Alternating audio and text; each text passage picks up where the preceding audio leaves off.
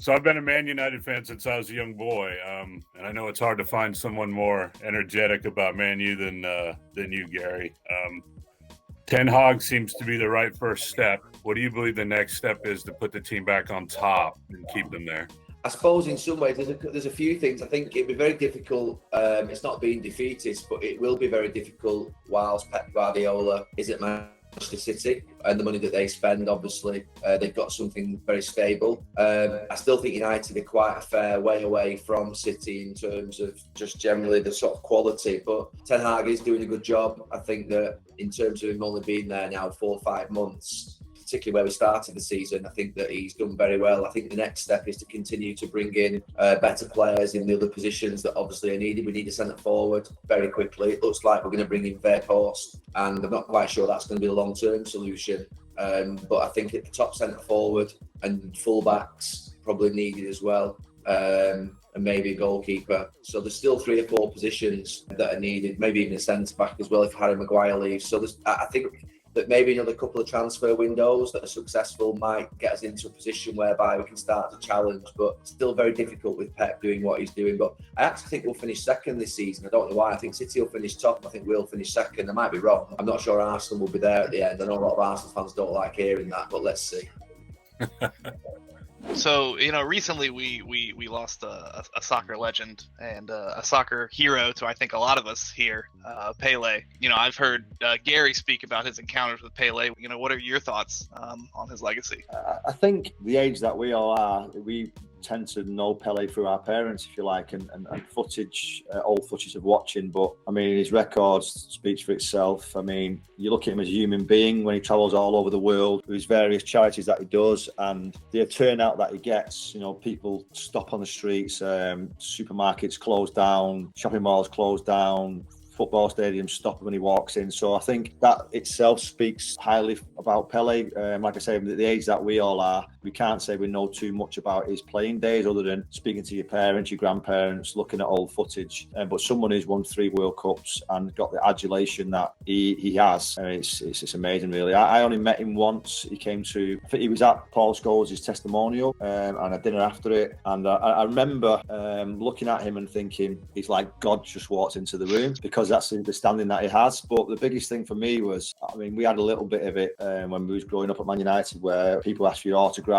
and you constantly getting, especially in Manchester and London and the UK, or even Ireland as well. You got everywhere you went, your autograph, pictures, and if I'm honest, we all been brought up the right way. We're all good guys and we always try and smile and do our best, but it's quite energy zapping doing it every single time. I remember Pele, every single photo that he had was smiling, his arm around people, making people feel special, and that's just one small part of it. But he had that every day of his life from 17 years of age, everywhere he went worldwide, and always seemed to have a smile on his face. So as a human being, he come across, and I don't know the guy obviously, but he come across like a gentleman and someone that everyone wants to put their arm around and be next to and gravitate towards. On a football side, again, only seeing from old footage and what your parents and grandparents have said. You look at that Brazilian team, they were all phenomenal and head and shoulders above any other team that they played against. And Pele was a driving force of that, and obviously a one-team man as well. Everything that he was is what everyone wants to stand for: loyalty, respect, a decent human being, and an amazing sportsman. So in that sense, he's probably one of the greatest I've ever met. Yeah, so my question is about Sir Alex, and I'm hoping that you could share maybe your best story that you can share with us regarding Sir Alex, because obviously, I would be remiss to pass up the opportunity to ask a group of legends as yourself about another legend as Sir Alex.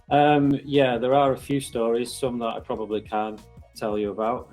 But I think I'll probably go back to when I first met him. I don't know if you do know, but I was at Manchester City from 11 to 13. But I was a Man United fan and obviously wanted to go over to the red side of the city. And Sir Alex came and watched me play for my local team, which was Salford Boys. And if you think now, the Man United manager going to watch an under 14s game on a local pitch. I mean, it just wouldn't happen these days. But that's what Sir Alex did at the beginning of his managerial career at Manchester United. He went out and personally sought out the best young players, because that was what he believed in. He believed in young players, together with the more experienced players that were already at the club. He'd come to Manchester United and seen that Manchester City were doing better in the youth system, and they had all the best young players around the area, and he wanted to change that, and he did that personally. So I think that was the first. I didn't actually meet him. Actually, I was playing. You can just imagine I'm running down the wing, and in the corner of my eye, I see the manager of Manchester United, and with Brian Kidd, who was then youth development officer. And at the end of the game, I'm walking off, and he's walking off, speaking to my mum, trying to gather, where I wanted to be. Did I want to be at City, or did I want to come in and play for Manchester United? So after getting changed, I went over to my mum and said, what did he say? And she says, well, he wants you to come down for a trial at Manchester United for a week in the next school holidays. And then really over the next 6 months, he did everything he could to try and sign me. He came to the house, like I said, with the chief scout, with all the other coaches, would sit in the front room, have a cup of tea, have a biscuit. Like I say, you just wouldn't get that now. Manager of that stature trying to sign a 13-year-old, 14-year-old, and he just did it so naturally. And it wasn't just me, he did it to every young player, every best young player around at that time. As you got to know him, he didn't change. He knew your parents' names, he knew every kid's name around that age, and you just wanted to play for him right from the beginning. At that time especially, he could be quite harsh with you if you didn't perform. I think myself, Nicky and Gary have experienced that. The hairdryer, been well documented. Even though at times you was angry with him or you'd fall out with him, you always wanted to play for him because you respected him. And right from the beginning, he did everything he could to get me to the club.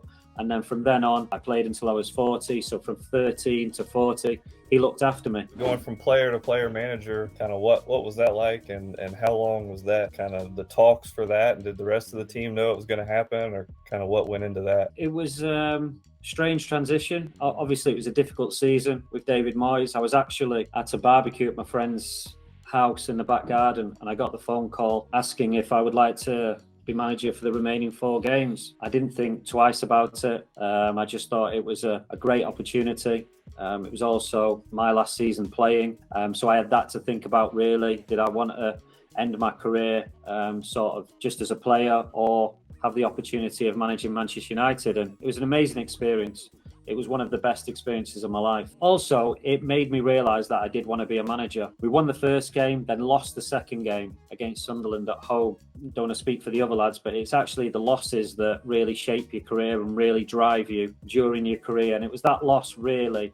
After that, I made some tough decisions, which actually I found easy for the next game. So I dropped a lot of experienced players. I played a lot of young players. And it was that time really, after that defeat, that I thought I want to be a manager, because I wouldn't say enjoy making the tough decisions, but it felt natural to me for the good of the team. It was difficult because I still wanted to play. I didn't play myself the first game, or actually the second game. I put myself on the bench the third game and came on. That was my last appearance for United against Hull. But it was an amazing experience, and obviously I had Nicky, I had Scholesy, I had Phil on the coaching team. I obviously spoke to Gary. I really, really enjoyed it. At the time, I think I was doing my pro licence. I'd done my A licence, but nothing can prepare you until you're actually in that hot seat and you've got to make the decisions. I enjoyed every minute of it, and it was a brilliant experience that I'll never forget. Yeah, I think probably the end of my playing career suffered, but it was an experience that I just couldn't turn down, and I enjoyed every minute of it. Obviously,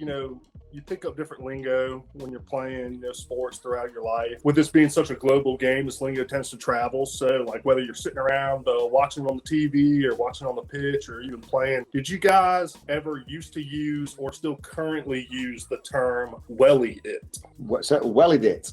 Wellied it, yeah. No. I think that's more like a term of hit it hard or something, is it? Or whack it? We'd say whack it. Okay. Not welly, whack it. Gary used to welly it in the Stretford end quite a few times. I knew that was coming. Who will win English Premier title in 2023? It's an interesting league at the moment. I think obviously Arsenal have got off to a great start. Whether they can keep that up, I'm not too sure. I think if they have a few injuries, then they may struggle.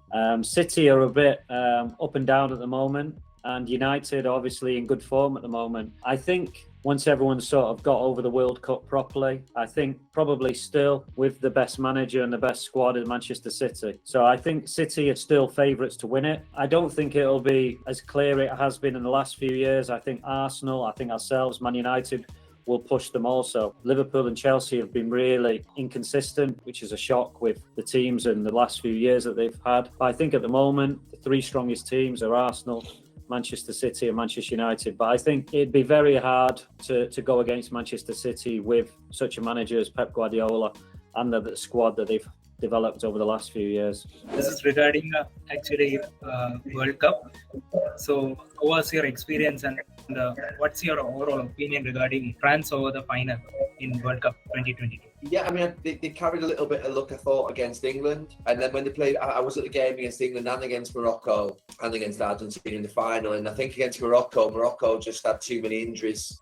So I think that they did very well, France, to get to the final. They had Benzema, Kante and Pogba all missing as well, which obviously for them was three major players. So I think for them to get to the final was incredible, but they had those big chances to win the game in extra time at the end of normal time as well. But I have to say that they were poor in the game for probably about 70 minutes. They made the substitutions, they brought more physical players on in the wide areas, Thuram and Moani, and I think that just opened up the whole game. And they really did well in the last 10 minutes and created probably the most spectacular 45 minutes I've ever seen of football. It was unbelievable in that stadium. So well done to them for that. But I just thought overall Argentina were just slightly better than France. Just missing those three big players was a big problem for them, I think, in the end. You know, Benzema had been fully fit and playing. I think that they maybe could have gone on and won the tournament because I think he would have probably taken chances that others missed. So yeah, they did very well. I was impressed with them, and you know, they contributed to probably one of the greatest football matches that's ever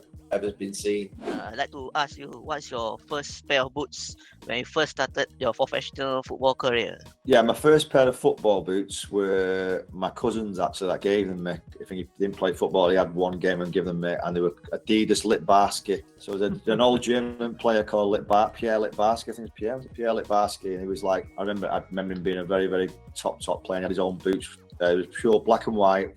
No fancy red boots or yellow boots or orange boots. It was just black and white Adidas Litbarskis, and it was like being given the world a brand new pair of Litbarski boots. So I wore them till they were terribly ripped, and then I got a pair of Patrick Keegan Kevin Keegan's Patrick boots. So yeah, and it's funny enough now he lives near me and Ryan, Kevin Keegan, so we see quite a bit of him. So yeah, it's looking back on them days, it's a bit different to our kids. Our kids seem to get football boots every month. Back in them days, you get one pair of boots a year, and you'd last them a year, and you clean them and you put them next to your bed, and you'd be really proud of them. So yeah, it was good times. Hi guys, my question is for Nicky Butt. Hi Nicky, I'm a huge Manchester United fan.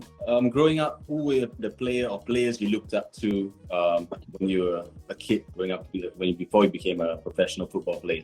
I'm a Manchester boy, so I brought up in Manchester. I was a Man United fan from a young age. I played midfield, so I think if you ask any young player back in the 80s who wanted to play for Man United and was a midfielder, you'd tend to go for Brian Robson.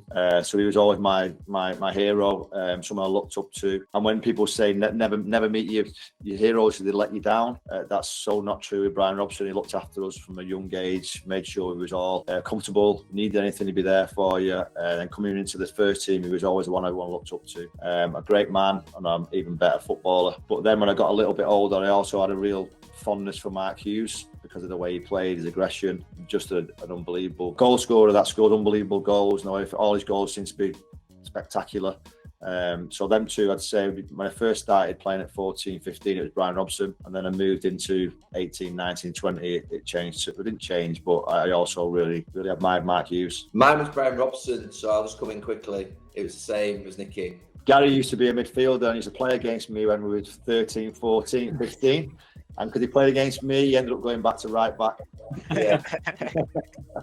I was the same. I was a United fan, Brian Robson, but also I looked at all the left-footed players as well who were playing at that time. So I was a big fan of John Barnes, even though he played for Liverpool, and Diego Maradona. They were the players who sort of were exciting. They were left-footed. They would take players on. So they were the two, I wouldn't say heroes, but they were the players that in the street I would try and emulate. I am Jawahar. And honestly, it's great to be here. You guys are my legends who I've been adoring since I was a little kid. It's still feels unreal. I got goosebumps right now. I'm a huge Manchester United fan and a massive respect to all of you. My question to start off things would be to Gary Neville. Could you share funny or memorable moment from your career, either as a player or as a pundit from behind the scenes that you cherish today? Oh, that's a difficult one. I think Nicky and Ryan have got better at telling funny stories than I am. I don't know really. I can't think of a funny or. I mean, I can think of lots of memorable moments. Obviously, playing and being part of obviously the squad and the team. And probably the one thing that I miss is being in the dressing room. You know, rather than the football side of things. I don't miss the training or the actual, even the matches too much. I miss the actual sort of the camaraderie of playing. And it was constantly sort of funny every single day without remembering a single moment that was funny. You know, I think that those two used to take my. Who's your funniest teammates, Nev? I used to have I used to lock my. We used to have lockers in the corner at Carrington, and my car keys used to go missing after training every single day because these two skulls who would take my car keys, hide them, and if I changed my locker code, they would watch me put my code into my locker and then find out my new locker code and take my car keys every day. So basically, the days where I was literally waited 25 minutes for them to give me my keys back to go home. So yeah, that's just one example I can think of whereby my car keys would go missing every single time that I would basically look to find them. So yeah, it was really good time. It doesn't sound very exciting having my car keys going missing, but it was good fun. I think just in general, like Gary was saying, you know, we would probably be 30 years of age and still behaving like 12, 14-year-olds every day was funny. So every day was good fun, but at the right times, we trained hard, worked hard, but always good fun. I think my most memorable days are when we used to be apprentices. So from the age of 16 to 18s, we had a great group of lads that we all grew up together with. We all more like brothers than actual friends. So every day we'd get changed at the Cliff training ground and we'd drive round to Littleton Road, which is probably about a 7-minute drive. We'd basically always sat in the changing rooms and we'd put our boots on it and it was like, right, race. So we'd all sprint out of the changing rooms into our cars. Crazy. You don't, you know, can't be telling anybody to do it nowadays, but we should race round in our car. So 4 would jump in my car, 4 would jump in Gary's and 4 would jump in Beck's and so on. And we'd all be racing round to the training ground. And like looking back on it now, it's actually kamikaze. It's crazy to do that because obviously with traffic and accidents, but we'd be doing it. It was like a real competition to not be last to get there. If you was last there, it was like you're in big trouble by the whole squad would go mad at you for the whole week. So it was they were good times. Even the jobs that you had to do at the end of the day to clean the stuff, you know, I'd maybe clean the showers and you finish them after a good 45 minutes cleaning them and you walk out and someone would throw a load of mud back in there. It was just real childish things that looking back on was part of our upbringing and made us what we are now. Did Sir Alex ever found out about the car racing? He did, yeah, because I think I think Robbie Savage had a big accident in. Was it Robbie's or was it Joey? Was it Joey Roberts? Who was it? I can't remember who it was, but we had one lad an accident, so went into the bushes at the Salford bit. What was the Salford bit there? Albert Park. Not Albert Park. There's a little training pitch a bit further down from the cliff. I think one of the lads went straight through the bushes into a field or a pitch. So I think that was the end of the races for one training ground to another. It was where Salford boys play gigs. Yeah, Broughton Road. Yeah. So that was the end of it when Sir Alex found out. It was like a real. As a young kid, you don't realise the actual ramifications of accidents or hitting children. So it was stupid to do, but it was fun at the time. I think on that as well, we all had the same cars, but Bex decided to get a better car. So he had leather seats, he had the best wheels. So every time we would go over, we would all say, "You're driving, Bex," and we would get in the back of his car with all our muddy boots, and he would go crazy. He would say, "No, I'm not driving, get in your car." So we would get in the back of his car, just ruin it because he just loved it. It was his pride and joy. And just get in there with our muddy boots, which he wasn't too happy about. This feels absolutely unreal. I have never thought I would, have this opportunity to meet the legends of the sport that I love. This is amazing. I'm lost for words. My question is to Gary. Who do you think, according to you, who is the greatest number 7 to play for United? Greatest number 7 to play for United. George Best was number 7, wasn't he, lads? Yeah. I think he was 11 more though, you know. Yeah, he was 11, wasn't he, as well? He played 7 and 11, didn't he? I wouldn't say Cristiano is the greatest number 7 because I think for a couple of years he was absolutely outstanding. And from 2006 to 8, he was absolutely breathtaking. But I think there were people like Brian Robson, Eric Cantona, David Beckham, who played for many, many years wearing that shirt, contributed enormous amounts. I'll say Brian Robson just because he was my hero, and he played for the club for probably, I don't know, 13, 14 years maybe, wearing that shirt. But then George Best played number 7 as well. So I'm not quite sure how many years he played in 7 and how many years he played in 11. So I just, I'd say Brian Robson. Do you agree, Nicky, Ryan? What Gary's saying, I think it's individual choice, isn't it? I mean, whoever you mention as number 7, you've got an argument for. When I was at the club, I think Cantona come into the club and changed the whole dynamics of it. He changed the whole mindset of training. He changed the whole mindset of winning. We went from struggling to get anywhere, winning things, to then him coming in and then win. And then he went out as fast as he came in. So purely on the way he come into the football club and changed it, the aura that he had, the way he wore his shirt, his collar, his strut, his confidence, I would say Cantona. But again, you could name any of the 5 number 7s, Robson, Cantona, Beckham, Ronaldo, and they'd have an argument for each. I think it's a personal preference. For me, it'd be Cantona. We all know every transfer window, either let it be summer or during the winters, we have new players coming in. So I wanted to know if there was any tradition of sorts that was there when new players were signed, so as to welcome them to the club. We never really did that. To be fair, you know, we see other clubs and even I think national sides where it's the debut or the first cap, sing a song or tell a joke. We actually never did that. We never did that really. Far too friendly, weren't we? Yeah, we had to clean boots, we had to wash showers, we had to pump balls up. It was a real tough upbringing from the age of 16 to 18. And again, it was something that we stand by in our own football clubs. We make sure that young people have responsibilities to make them know how lucky they are to be a footballer. So yeah, we had so many jobs to do before training, after training. We never went home until probably 4 o'clock, doing job cleaning up, making sure we had responsibilities to go and take on.